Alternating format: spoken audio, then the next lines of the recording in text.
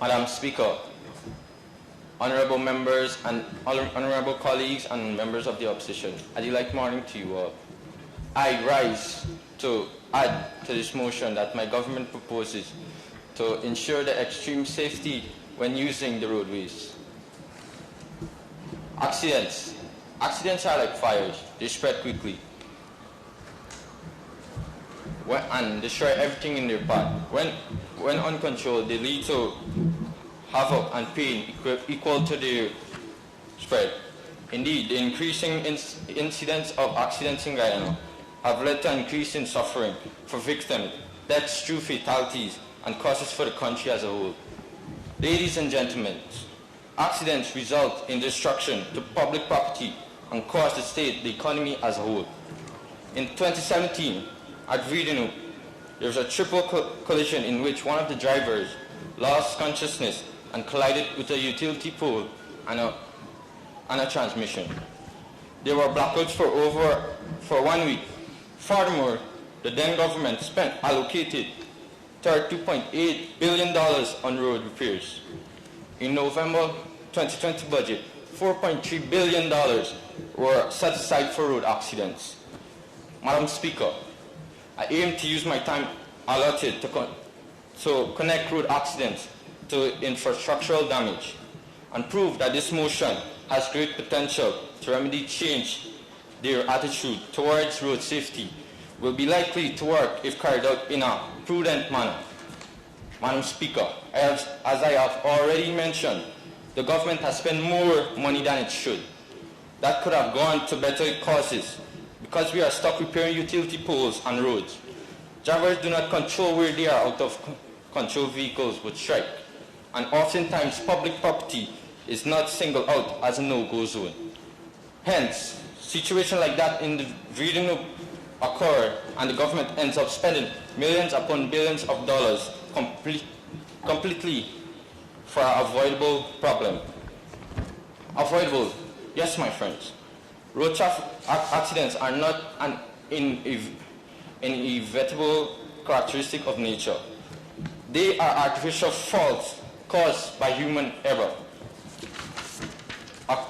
According to Dr. Jonathan Rollison, Dr. Shirley Ridgeff, and others, in the 2018 article in the Journal for Accident Analysis and Prevention, the primary causes of road accidents are speeding, loss of control, and failure to detect another vehicle. These are the results of lack of skill and experience and mistaken behaviors displayed by drivers. Furthermore, Guyana's traffic chief, Mr. Lyndon has identified drunken driving and speeding as the cause in 90% of road accidents in Guyana. Why do people indulge in this behavior? Are they not aware of the risk? If so, it is this government's duty to make them aware. And this motion will see to that. If they are aware of the risk, but due to overconfidence in their driving abilities, or lucky they continue to engage in such risky practices, is the government's motion likely to remedy this issue? Ladies and gentlemen, this attitude is obviously flawed and also can be changed. Professor of Psychology, Dr. Charles Stanger, reported that global businesses spend around $500 million annually on advertisements.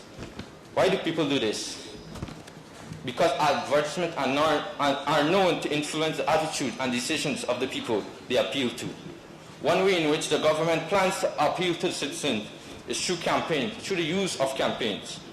While we do not aim on making it overwhelmingly expensive, we are sure that if prudence is taken in making consciousness and resonant appeals to Guyanese, people's attitude will change. Furthermore, driver education programs have been proven to reduce the number of accidents due to recklessness and overconfidence. Minister, you have 30 seconds remaining. The government also moves for such program. Madam Speaker, hundreds of people have died in this country at the hands of road accidents, and have been put in pain at the hands of road accidents. Many are crippled at the hands of road accidents. Many lost their loved ones at the hands of road accident. When is this grief, this suffering, this agony to end? How is it to end? It begins with us. Madam Speaker, members of the opposition, even if best infrastructure were to be provided if the citizens do not cooperate. Thank you, Honorable Minister. Your time is up. Madam Speaker, I move to give the honourable member, I move to ask for an extra minute for the honourable member. Honorable Minister, you may continue. Yes.